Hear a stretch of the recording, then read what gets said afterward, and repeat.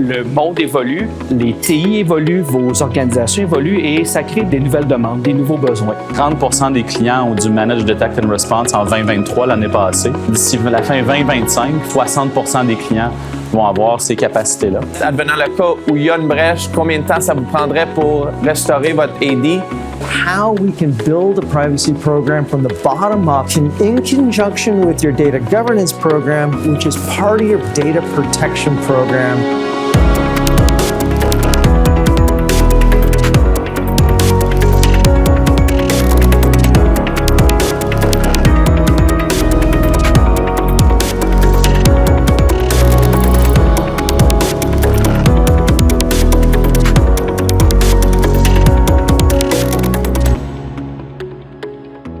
Donc, ce qu'on va faire aujourd'hui, l'objectif de Roger et moi, c'est de vous parler de l'offre MSSP que NoviPro lance officiellement aujourd'hui.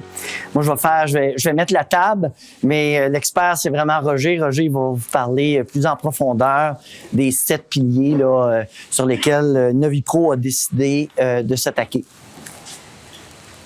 Pour commencer, je fais un petit retour sur le portrait TI. Les statistiques là, plus en ligne avec notre offre. Donc, le premier, c'est de dire que la sécurité était un des top 3 niveaux d'investissement prévus par les clients. Derrière le budget ou et le remplacement des solutions. Donc, c'était top 3, sécurité. Moyenne du coût d'une cyberattaque. Le premier chiffre, c'est vraiment le niveau de rançon moyen qui était demandé aux entreprises. Donc, 1,5 million de dollars, c'est le coût moyen là, des rançons au Canada. Mais le coût pour l'entreprise, on parle plus d'un coût d'environ 4 millions parce qu'il y a plein de choses à gérer quand on a une cyberattaque qui va bien au-delà de la rançon là, qui est demandée. Donc ça, c'était les 2 premières statistiques. Les 2 dernières, la cybersécurité était le numéro 1 en termes des besoins d'investissement ou des intentions d'investissement des entreprises. Donc, très haut dans le thinking de la plupart des clients. Puis on peut voir ensuite où ils considéraient investir en cybersécurité. Donc, Alain a parlé tantôt du portrait TI que NoviPro publie à tous les ans depuis bientôt 8 ans. Moi, je vous présente ces statistiques-là parce que je voulais vous dire qu'on boit un peu le Kool-Aid qu'on met de l'avant avec notre portrait TI.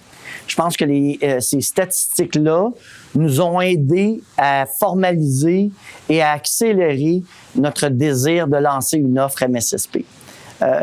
Ce genre de statistiques-là nous a confortés dans notre idée de mettre de l'avant une offre MSSP. C'est ce qu'on va vous présenter aujourd'hui. Donc, pourquoi vous avez besoin d'un MSSP? Premièrement, éviter les fuites de données chez vous. Protéger votre actif le plus important après vos employés, qui sont vos données. Je pense que ça paraît évident, mais c'est important. Réduire votre risque réputationnel, améliorer l'atténuation des risques en intégrant l'intelligence artificielle, puis on va exploser un petit peu tous ces points-là après, et puis vous protéger proactivement sur une base 24/7. On a parlé tantôt, vous avez entendu les gens du panel dire combien c'était peut-être difficile là, d'avoir des gens disponibles 24/7 qui font une surveillance accrue sur tous les environnements de sécurité de leur infrastructure. C'est ce qu'une offre MSSP là, vous amène. Donc, si on explose un peu chacun de ces points-là, bon, on s'excuse pour la photo, mais protection des données, ce qu'on parle ici, c'est vol d'identité. Donc, vous protégez contre les vols d'identité, vous permettre de vous conformer aux différentes lois. Loi 25 au Québec, c'est 27 qui s'en vient au niveau canadien. Donc, vous voulez vous assurer qu'il n'y a pas d'exposition là, par rapport à ces conformités-là. Et puis, gérer les accès non autorisés. Donc, quand on parle de protection de données, c'est ce qu'on avait en tête d'une solution MSSP. Risque réputationnel, ben ici, là, ça va beaucoup plus large, là, comme je disais tantôt, que la rançon qui vous est demandée. Les pertes de revenus, de partenaires d'affaires, de confiance du conseil d'administration, de certains clients. Donc, toutes ces pertes-là sont des dommages collatéraux d'une possible cyberattaque pour laquelle vous voulez avoir un plan en place et puis une façon d'essayer d'éviter de vous retrouver dans le journal. Puis, rotation de personnel. Peu d'employés ont envie d'être associés à une entreprise qui peut-être s'expose là, à des rançongiciels puis fait la une du journal. Donc, ce sont les risques réputationnels là, qu'on a identifiés liés à une cyberattaque qu'on essaie de prévenir. Adoption de l'intelligence artificielle. Puis Jean-François t'en a fait part un peu tantôt, disant on met en place des machines beaucoup plus performantes qui sont maintenant connectées à notre réseau. Donc, les surfaces d'attaque deviennent beaucoup plus grandes. Donc, ce qu'on avait à protéger avant, puis on parlait du petit PC avec son antivirus, aujourd'hui, les surfaces d'attaque sont beaucoup plus larges que ça. Puis, il faut s'assurer qu'on est en mesure de couvrir l'ensemble de ça. Pour pas mettre une pression trop grande sur notre personnel, ce qu'on fait, c'est qu'on va automatiser et permettre l'ajout de l'intelligence artificielle qui, aujourd'hui, font partie de la plupart des solutions en cybersécurité. Donc, on met de l'avant cette intelligence artificielle-là qui va venir nous permettre de réduire, encore une fois, les risques liés à une cyberattaque. Donc, on fait le tour là, des bénéfices potentiels d'un MSSP, puis pourquoi on vous offre, ce que nous, on pense qu'on vous offre comme protection. Donc, pourquoi un MSSP? Ici, ce que vous voyez, les 20 quelques points, sont en réalité les différents risques d'une cyberattaque et puis comment, à chaque fois que vous implantez une de ces solutions-là, vous venez réduire votre risque ou votre coût pour lié à une cyberattaque. Si on regarde là, l'ensemble, si j'implantais l'ensemble des solutions qui sont ici, je couvrirais 85% des risques liés aux cyberattaques, ce qui est quand même intéressant. Malheureusement, le coût de mettre en place ce type de solution, on parle de quelques millions de dollars. Donc, vous avez vu tantôt le risque d'une rançon ou le coût moyen d'une rançon est 500 000 $. Beaucoup de clients font le pari que de mettre en place une assurance à quelques millions de dollars en implantant l'ensemble de ces solutions-là, c'est peut-être pas le meilleur coût-bénéfice. Dépendant des industries, ça peut valoir la peine. Ce que NoviPro a décidé de faire, c'est d'adresser tous les points qui sont en turquoise, de faire un packaging de ces piliers-là, je vais les appeler comme ça pour le moment, donc de faire l'ensemble des piliers qui sont en turquoise et de vous offrir un packaging qui est le meilleur ratio coût-bénéfice pour vous protéger d'environ 48% des possibilités de cyberattaque. Donc, encore une fois, cette offre-là, puis on va vous la présenter un petit peu plus tard, elle est malléable, mais on pense que l'offre initiale de NoviPro, à un coût-bénéfice très intéressant, vous permet quand même d'adresser près de 50% des cyberattaques. Donc, c'est ce qu'on va vous présenter par la suite. Donc, les bénéfices de notre offre, forfait flexible, adapté à vos besoins. On va vous présenter des packaging. Vous pouvez choisir certains éléments de ces packaging-là. Il y a des interdépendances pour certains produits. Il fera plaisir de vous accompagner là-dedans. Si vous voulez plus que ce qui est offert dans ce qu'il y avait en turquoise tantôt, on peut vous accompagner également dans cet aspect-là. Donc, c'est une offre qu'on veut flexible. C'est une offre où on va avoir un pricing mensuel à la consommation.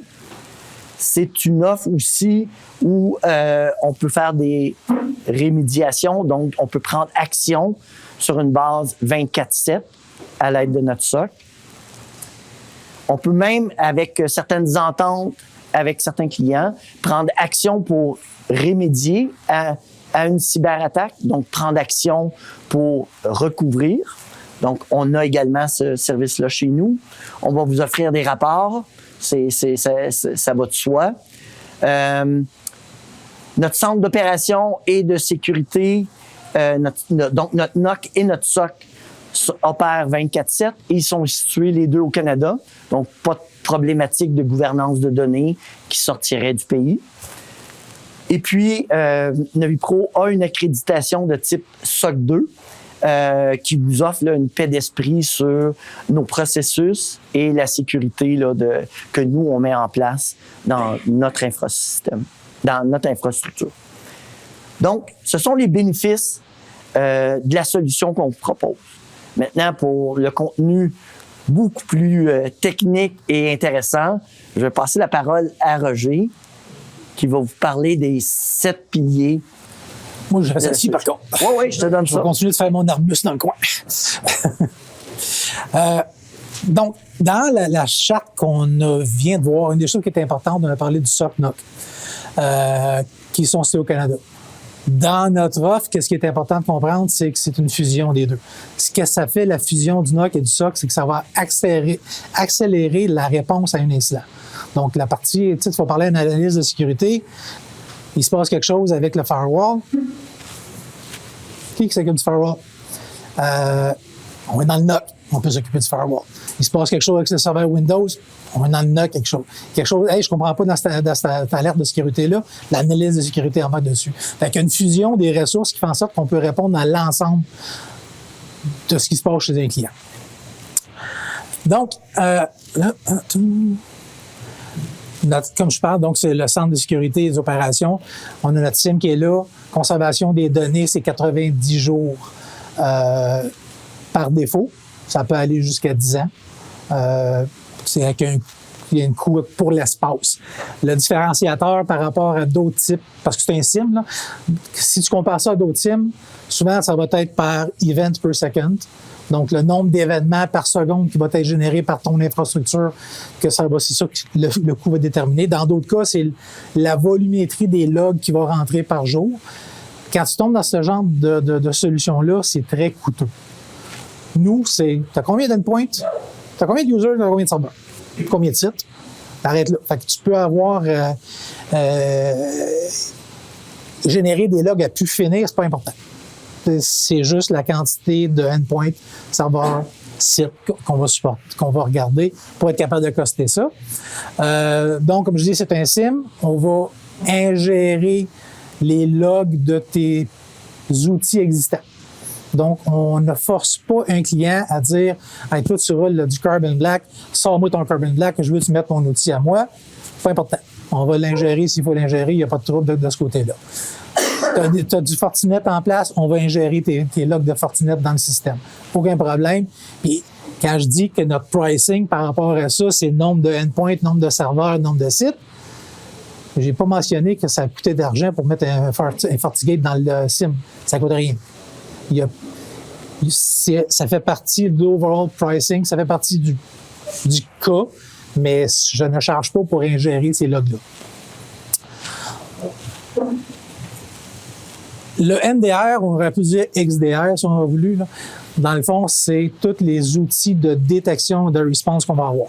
Donc, la base pour embarquer avec notre SOC, notre SIM, tu as un MDR qui est là. Donc, il y a des agents et probes sur le réseau pour écouter ce qui se passe sur ton réseau, qu'est-ce qui sort de ton réseau et ce qui se passe sur tes endpoints, serveurs. C'est des anomalies qui vont se passer là. La suite de ça, c'est un ADR.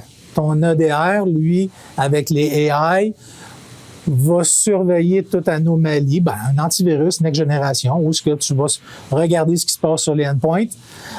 Tu vas avoir l'intelligence artificielle là-dessus. Tu vas avoir du behavior aussi. Fait que c'est pas de la signature uniquement.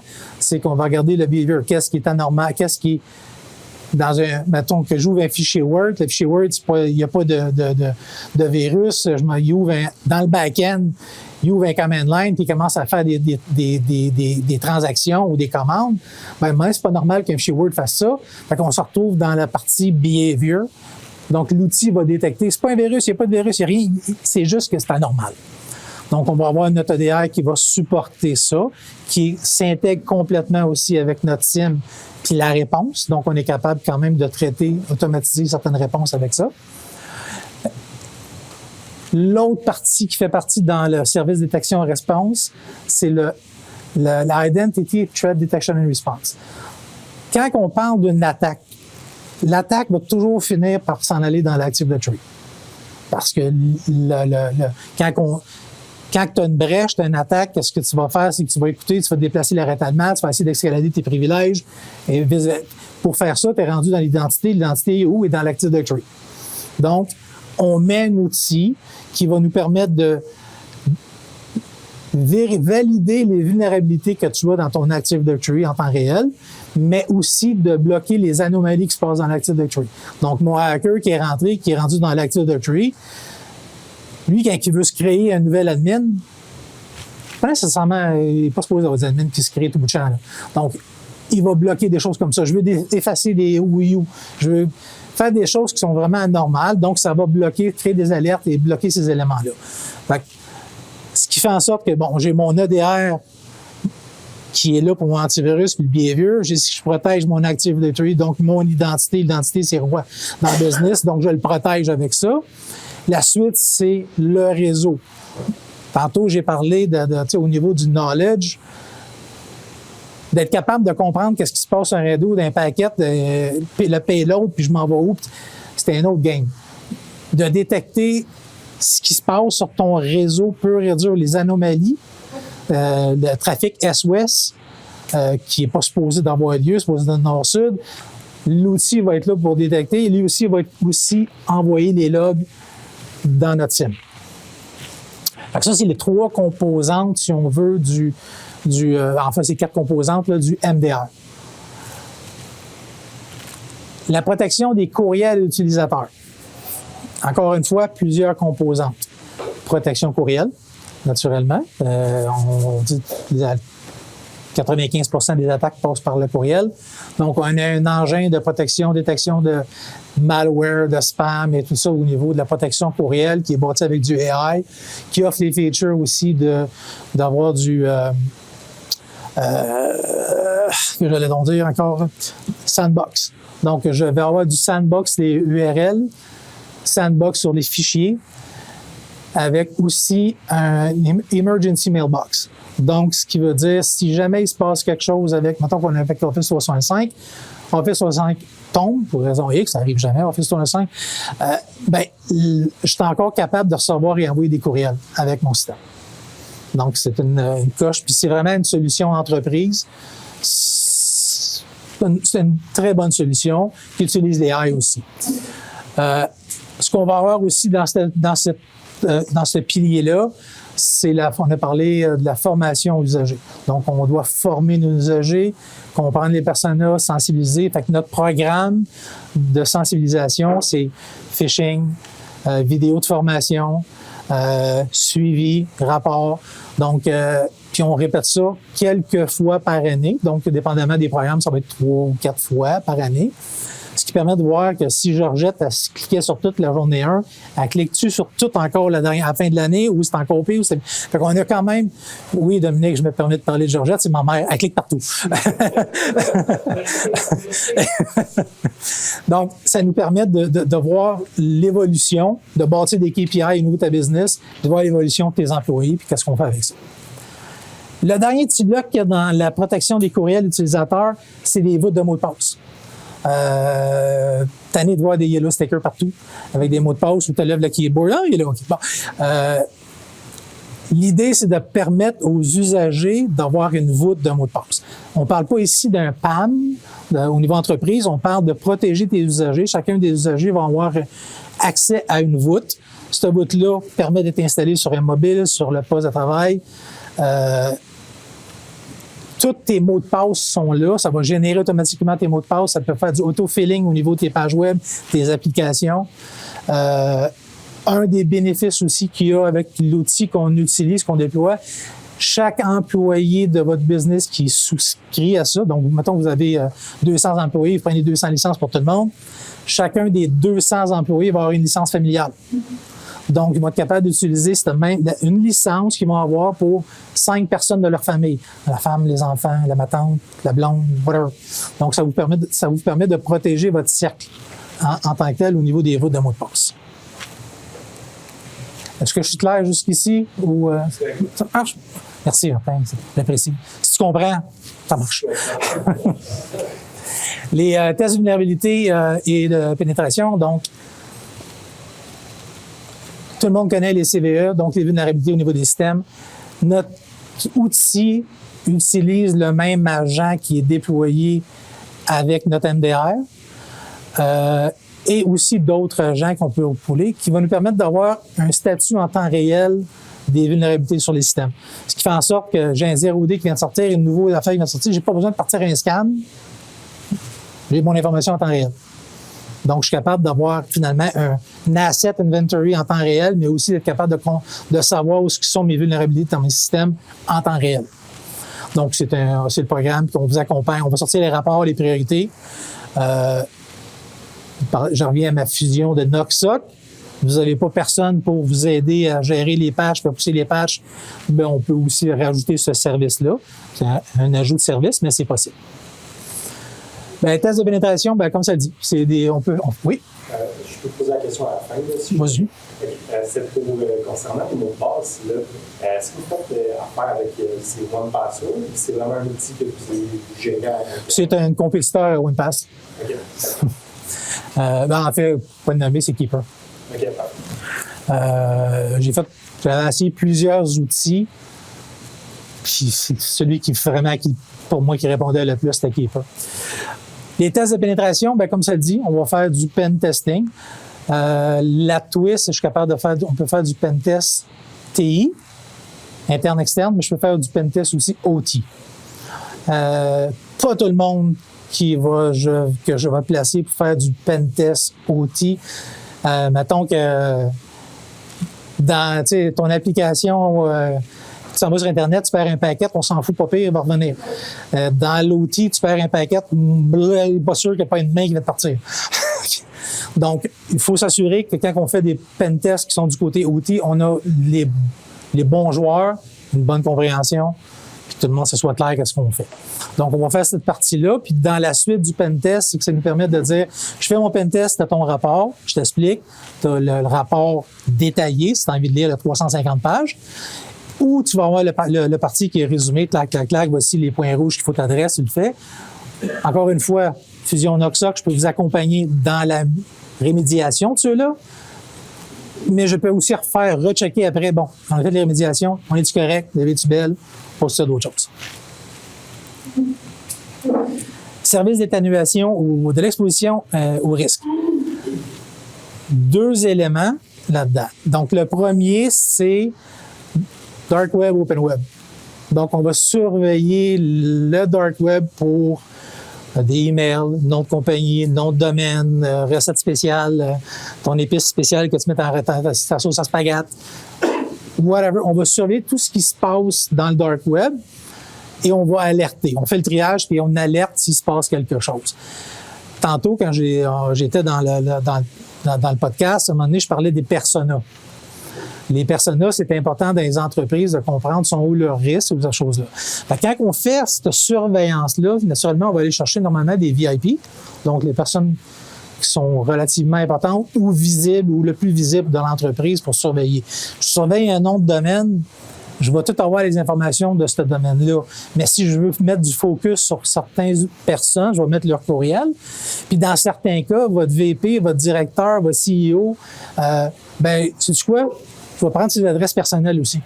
Parce que peut-être ça va rentrer sur son adresse personnelle, son téléphone, que lui, puis son téléphone, tu as ton adresse aussi de business. Fait qu'il est rentré là, mais là, j'ai accès au reste. Donc, je vais surveiller aussi, je vais suggérer qu'on aille de ce côté-là aussi. On surveille aussi l'Open Web. Pourquoi l'Open Web? On l'a dit, on a une protection courriel qui est là, c'est fantastique, on check nos spams, ces choses-là. Si tu regardes des spams, ils sont durs à détecter, à comprendre, à cette heure, ils sont rendus vraiment bons. Mais il y a un point commun, c'est que la source du domaine ou le domaine qui te demande de cliquer, lui, il n'est pas bon. Puis souvent, ça va être des noms de domaines qui sont similaires. Fait que quand je surveille du Open Web, qu'est-ce que ça me permet de faire? C'est CVTech. Ben, je surveille CVTech, puis tout d'un coup, il y a 5 domaines qui viennent d'apparaître. Man, faut que je check vraiment là, ça ressemble pas pire, cette affaire-là. C'est quasiment le même nom. Fait que quand les nouveaux domaines apparaissent comme ça, qu'on valide si c'est bon ou pas bon, ben, hey, c'est pas bon. Blacklist, man. Tu vas avoir des campagnes de phishing qui s'en viennent. Si je fais la protection courriel, ben, je me reviens dehors, puis hey, on va blacklister ça. Donc, je viens de rajouter un service supplémentaire, une rapidité de réponse, encore une fois, pour vous protéger. L'autre module qui est dans cette section-là, c'est dans le fond, c'est la validation de votre sécurité. On a parlé tantôt de pentest. Dans celui-là, c'est du pentest automatisé, mais qui permet aussi de valider vos outils de sécurité. Valider vos outils de sécurité, c'est que, par exemple, j'ai un 0D qui vient de sortir. Je veux valider que mon antivirus, mon outil est capable de le détecter. Ben, ma solution, ce qu'on fait, va nous permettre de valider justement ton outil, ton EDR, es-tu capable de le détecter, ce 0D-là? Il l'est pas, il faut faire quelque chose. Y a-t-il une mise à jour? Fait que ça nous permet d'ajouter cet élément-là. Et l'outil en tant que tel, qui fait du pentest automatisé, va nous permettre aussi de... Quand on parle de vulnérabilité, on parle toujours de CVE. Le CVE, c'est ton niveau de criticalité de ta vulnérabilité. Mais c'est pas nécessairement égal à la criticalité de ton asset. Donc, je peux dire que j'ai une CVE de 9 sur tel serveur, mais je peux pas aller nulle part. Même si je réussis à le défoncer, j'arrête à ce serveur-là, j'ai pas rien que je peux faire avec, même si je l'exploite, ça va pas nulle part. Je peux avoir à un côté un serveur qui a un CVE de 6, mais à travers lui, je suis capable de me rendre à mon ERP puis de tout défoncer en arrière, puis ton Active Directory peut rendre là. L'outil va nous permettre de valider ça. Valider, finalement, c'est qu'est-ce qui est finalement le plus critique pour l'entreprise et non le CVE. Il va faire des scores sur les machines, mais il va nous dire finalement, c'est-tu ton CVE 6, là? C'est lui, il faut que tu règles tout de suite. C'est lui que je vais être capable d'exploiter et d'aller plus loin. Fait que l'outil nous permet de faire ça. Kevin m'a demandé ça veut dire quoi un CVE? Common Vulnerability ça, là.